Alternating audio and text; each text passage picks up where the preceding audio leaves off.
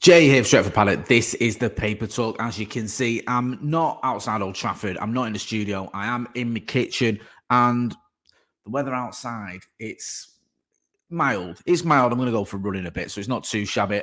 First of all, big thank you to everyone who donated to my Cancer Research UK Keep You Uppy Challenge page. Much appreciated. There's a link in the description if you fancy getting involved and just donating anything. It's for a good cause, and you might have seen on my socials my attempts at keep you uppies. The less said about that, the better. Let's crack on anyway. Got a lot of stories to get through. A lot of them focusing on Sir Jim Ratcliffe. Obviously, we know Sir Jim was at Old Trafford yesterday for the Munich Memorial.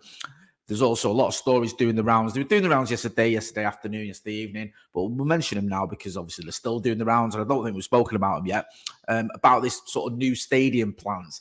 So Jim Ratcliffe looking at renovating or rebuilding perhaps Old Trafford. There was a piece by James Ducker, I think, in the Telegraph that spoke about it. Spoke about the fact that Sir Jim Ratcliffe wants a Wembley of the North. That's the story doing the rounds. It's on all the back pages this morning as well.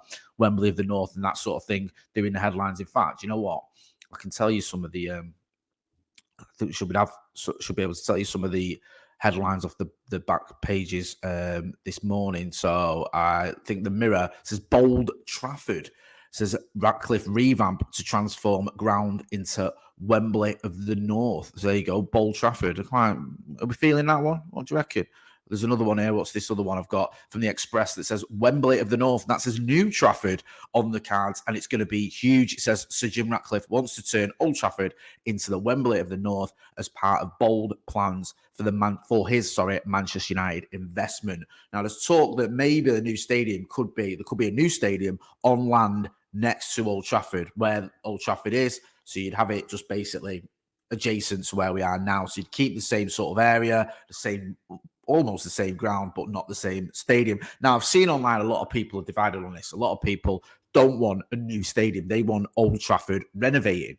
Now, I understand that because there's history there, there's a connection there, there's memories there, there's emotions, there's feelings in there of being at Old Trafford, of seeing Old Trafford. And even if you've not been to Old Trafford, I don't think this is exclusive to people that have been to the ground.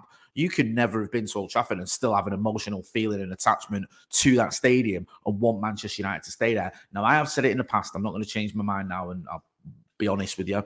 But I'm okay. I'm more okay. I'm all for rebuilding Old Trafford. I know it's not a popular idea, especially not a popular idea with match-going fans. I've seen a lot of people say match-going fans would never want this. Well, I'm a match-going fan, and I would want this. I think that if you rebuild Old Trafford, especially if you keep it on the same site as where the old stadium is or right next to it, I'm a firm believer that the memories, the tradition, the history, it comes with you. I don't think that goes just because you're in a new stadium, especially if it's pretty much the same area as where the old one was. I think if you look at other clubs that have done it, that have had new stadiums built, I've been to a few recently, the Atletico Madrid, Bayern Munich, of course, one or two others. There's the Emirates. I know they've not got the history of Manchester United by any stretch of the imagination, but there's clubs that have built new stadia who have a long history, who are big clubs, and yet I don't think they've lost any of that. I don't think they've lost the history. I don't think they've lost what makes them the club they are. And I don't think if Manchester United were in a new stadium would stop being Manchester United, or it wouldn't be the same, or it wouldn't feel the same. Not for me anyway. And I think you have to move with the times, and you can't keep revamping a stadium that is more or less falling apart. It's not just leaks in the roof. We've seen, was it bits of concrete falling on someone's head at the Manchester Derby for the women's team? I mean, that's ridiculous. Yes, you can fix these things, but how many times you got to keep fixing something before you go, you know what? It's like you've got a car, right? Bear with me. You've got a car and you go, right, okay, the clutch is gone. I've got a new clutch.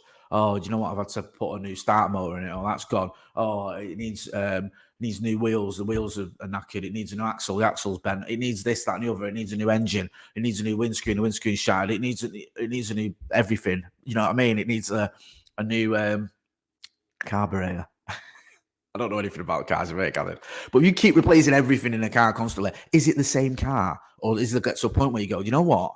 There's 200,000 miles on this. It keeps breaking down. It's knackered. I need to just buy a new car. I know stadium's obviously a lot different than buying a new car, but you get my point. I just feel that Manchester United, we're going to move into the modern era. We need a modern stadium. And I don't think personally you lose that if you build a new Trafford as being put on the back of the Express or back of the Mirror, or whatever it was. Let me know what you think, because I know I'm in the minority here. I know a lot of people don't want to see a new stadium. They want to see us revamp the old stadium, and I understand that. I'm not criticizing anyone for feeling that way, but it looks like, if whatever way we go, if we do get a brand new stadium, we could get some funds from this levelling up pledges. It says here, I think this is from the Telegraph via the Metro. It says Ineos CEO Ratcliffe wants United to have a state-of-the-art ground with a wow factor, and he may seek to lobby the UK government for funds amid Westminster's levelling up pledges. Ratcliffe is broadly opposed to the idea of United relocating and would rather construct a new stadium on land immediately surrounding Old Trafford. So that's where he's coming from. Now, again, he's going to get resistance from certain fans. I think if push comes to shove and he went ahead with it, people would stomach it. I think if you say, look, here's a nice new 90,000-seater brand spanking stadium, people would go, all right, okay. And also, I think you can move certain things with you physically. Like the Munich tunnel, the Munich clock, you can put them in the new stadium. So I know it's a very emotive subject. People sort of get angry, don't they, about it? And what you do, Jay, you don't care about traditions. Of course I do. But that's just my opinion. You're welcome to yours. Get involved in the chat in the comments and let me know. Just try and keep it respectful. Also, other stories doing the rounds in the Manchester Evening News. It says Ineos a step closer to completing deal. The Ineos group has moved a step closer to receiving regulatory approval for their 25% investment in Manchester United. The Red Devils held an emergency general meeting on Monday, and the vote was held to allow the Class B shares to be transferred to Ineos chairman Sir Jim Ratcliffe. And it goes on to say, the Securities and Exchange Commission filings that were published on Tuesday stated approval of a special resolution to replace the existing blah. I'm boring myself reading all that out. You get the gist. We're moving a step closer to Sir Jim Ratcliffe getting his 25%. Other stories doing the rounds. I've seen this one, right? And this is one that does the rounds a lot. Toney, I've seen this on the Manchester Evening News. I just call it the Manchester Ivan News. It says here about Manchester United news, transfers live, new stadium plans, Ivan Toney switch, Rafael Leao move. But when I scratch beneath the surface, there isn't a lot in this. I mean, on the Ivan Toney front, it just says Toney becomes available. Speaking to Danish magazine Tipsbladet, Thomas Frank, that's the Brentford manager, no knowledge, has admitted that Ivan Toney will most likely be sold in the summer. The Brentford boss, I told you, said it's quite obvious that Ivan Toney will most likely be sold in the summer. Oh, yeah, you just said that. It can be expensive to sell your best player, but on the other hand, I also know that by summer, he'll only have a year left on his contract with us. We also know what he's worth. I don't think there are many strikers in the world who are better than him right now. I don't see us getting Ivan Toney. I just don't see it happening. Let me know what you think. Get involved in the chat in the comments. I think he's going to cost a lot of money, and I just don't see it happening.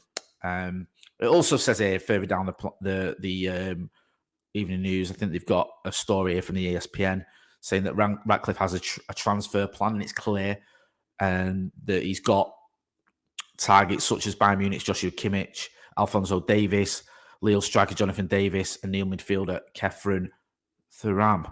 Thuram, I should say. I don't know why I said Thuram like that. Another story says that Rafael Leao could be on the move this summer, according to French publication Foot Mercatal. But there's no reason to see why he'd end up at United. It does say that United have been credited with an interest, but I don't know how solid that interest is. Listen, I'm going to leave it there. Make sure you are hitting like, share, and subscribe. I'm going to be back later on today, me and Joe Smith, doing Transfers Live. It's not Transfers Live anymore, is it? Transfer window shut. There's going to be a bit of Paddock Live. So make sure you subscribe to the channel so you don't miss out on any of that. And like I said earlier, if you can help out, donate to the Cancer Research UK Keep You Uppy Challenge page that I'm doing. That's been your lot. I've been Jay Motty in a pretty mildly sunny Salford. Thanks for watching.